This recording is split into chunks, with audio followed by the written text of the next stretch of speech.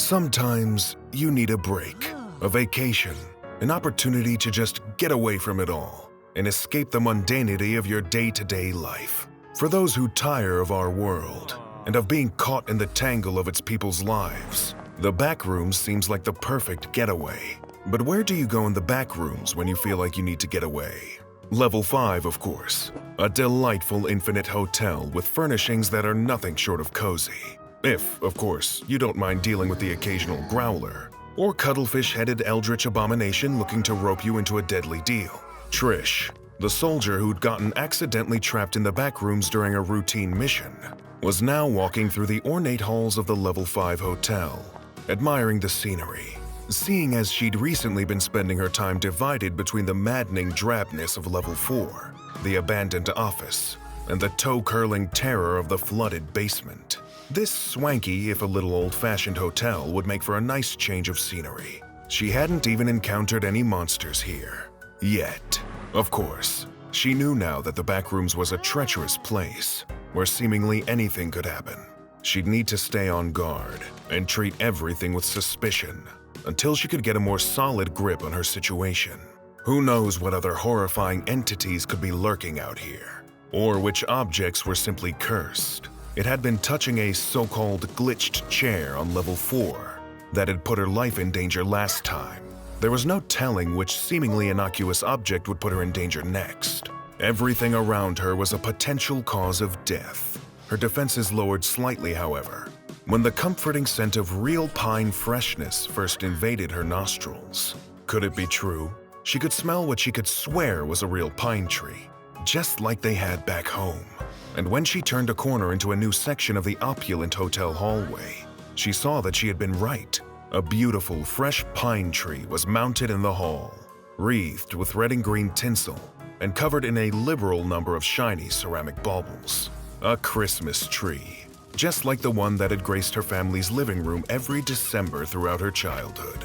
There was even a little angel on top. Forgetting that this nostalgic comfort item had just as much potential to be dangerous as anything else here, Trish decided to get a closer look. After spending her time in an endless office and filthy sewer water, the smell of the pine needles was like heaven come to life. She even felt cold radiating off of the tree, like a sharp December morning. It brought back so many tender memories. Snowball fights with her school friends, opening presents, enjoying her mom's delicious roast ham, made especially for Christmas. The closer she got to the tree, the more apparent it became that it seemed to be dusted in snowflakes. Was this artificial snow? No. She could see it melting in real time. How was this possible on the inside of a hallway with no windows? But she didn't have too much time to ponder on that thought. The second she brushed up against one of the pines, she blipped out of existence again. It only took about a fraction of a second, less time than it even took to blink. But by the time Trish opened her eyes again, she was somewhere new. It looked as though she was in a town or city now, perhaps somewhere in Eastern Europe from the look of the architecture, the leftovers of Soviet brutalism, huge, desolate-looking apartment blocks, eternal winter. Trish immediately saw that the sky above her was dark and bereft of stars. The cold bit into the skin of her exposed arms and enveloped her. She didn't know where she was, but the first order of business was simple. Find a coat. Of course, we know where she is. Trish made the unfortunate mistake of getting herself trapped inside another enigmatic level of the Backrooms. Welcome to the gift plane, Trish. We hope it gets you in the Christmas spirit, because it may be your last chance to feel it. Trish made her way to the nearest building, one of those large apartment blocks. No lights were on inside, causing her to wonder just how late it was. Had she been teleported back to Earth, or was this just another trap? Either way, the howling, frosty winds were making her skin go numb. She needed to get inside no matter what, or she was going to get frostbite.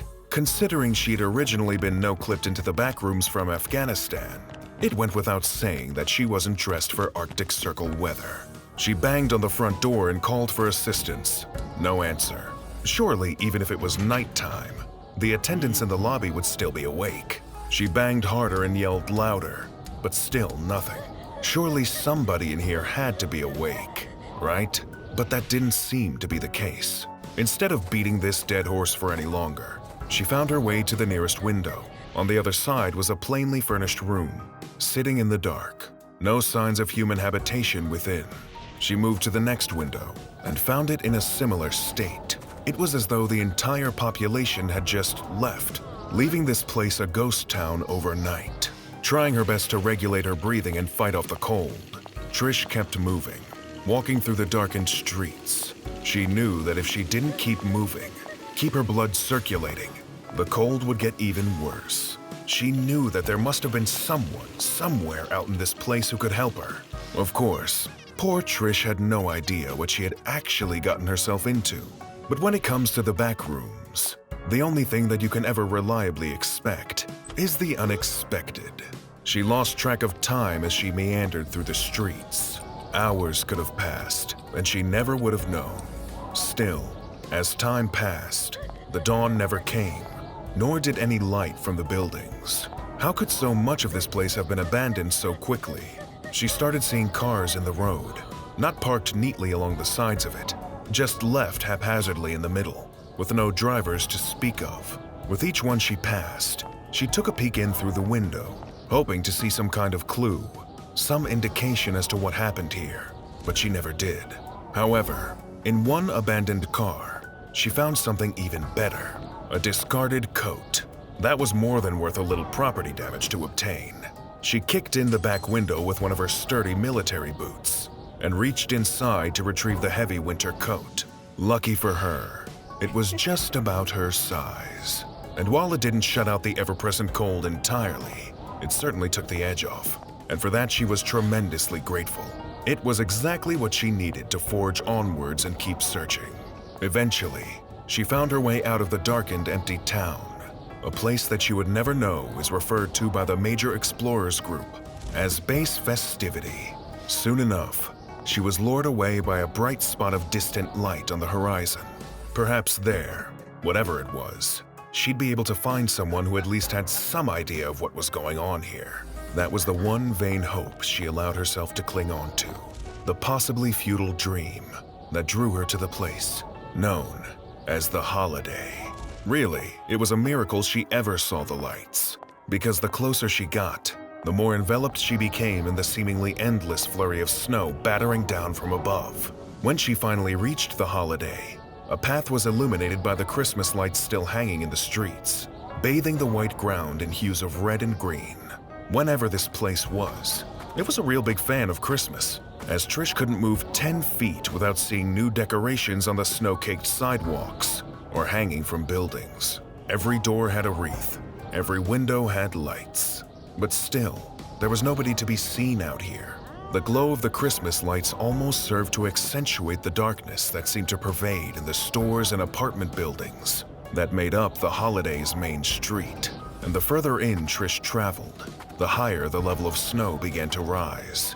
It had fallen so suddenly that it seemed like half the town had been consumed, with many buildings half buried in the unforgiving tundras. Trish was horrified to see that in some areas, what looked like human bodies were forever sealed into the snow. And even more strange and disturbingly, some of these human bodies had smooth, featureless heads with no faces. There were large signs and billboards she began to notice around the area with increasing frequency too. As she traveled deeper, they featured slogans like, "All glory to the great gift. The great gift gives us life and light." And, "Have you accepted the great gift?" Many of these posters and signs also featured images of a plain white box, like a Christmas present drained of all color and personality. Whatever this great gift was, Trish had no interest in accepting it, if it was behind whatever had happened to this place. All she was interested in doing was getting out alive, as her cheeks began to sting from the cold air, and she started losing the ability to feel her lips. Still, the snow fell, indifferent. If she stopped moving, she'd be buried in the hard-packed snow beneath her soon enough. That's when she saw what she'd thought to be impossible, movement in the distance. Was that another person out there? Maybe she wasn't as alone here as she thought, and that was a hope she was more than happy to seize on. Seeing the movement persist in the distance, she decided to sprint towards it. She needed help. She needed answers. At the very least, She needed another human being to talk to, so she wouldn't feel alone in this terrible place. But sometimes, dear viewer, there are things worse than being alone. As Trish got closer, she was able to make out the shape of this strange new variable. What looked like a tall man, dressed in a gray winter coat. So it was a person after all. Perfect! Trish redoubled her efforts and continued her sprint towards the stranger. A stranger that is known to be the only entity native to the gift plane, referred to by the major explorers group as the Claws. Not that Trish would ever learn its true name. She finally reached the Claws, panting, calling out, beyond eager to finally speak to another kindred spirit. The Claws seemed to hear her pleas and turned to her. Immediately, Trish stopped in her tracks and felt her stomach drop. Any hope she may have had before was dashed in an instant. The Claws appeared to be a dead man walking. Literally, his skin was a sallow mottled gray, his ghost-white beard contrasting the dark of his shiny, sunken-in eyes. His lips were pulled back over dirty, protruding teeth. He looked like he was rotting away by the moment. And then, with a gust of snowy wind, he vanished, leaving only the memory of his terrible stare. Trish was desperate now. In seeing the frozen corpses and the ghastly, rotted visage of the Claws, she felt almost as though she had been given a dark glimpse into her own future. Was she doomed to be just another frozen body in this winter wasteland? She'd seen active combat. She'd faced monsters. She'd watched her friends and squad mates die. And still, the thought of being frozen here utterly terrified her. It felt like such an unnatural way to go. Eventually, she found a ramshackle single-story house, somehow not buried by the snowdrift. It hardly looked cozy, but at least it would provide some protection from the elements. She slipped away inside, seeing as the front door was already swinging slightly open. She found her way into an abandoned living room. If only there was a lamp to light, or a fireplace to stoke. But no, nothing. She just stood there, deep in the heart of the holiday, shivering and wondering if this would truly be the end. That's when she noticed something. The far wall in the living room. It seemed oddly darker than the rest. It activated a memory. How she and her squad mates first got trapped in the back rooms.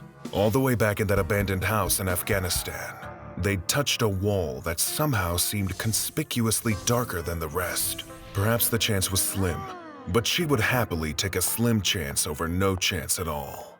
Trish exhaled an icy breath, approached the dark wall, and touched it. And just like that, she was transported elsewhere in the back rooms.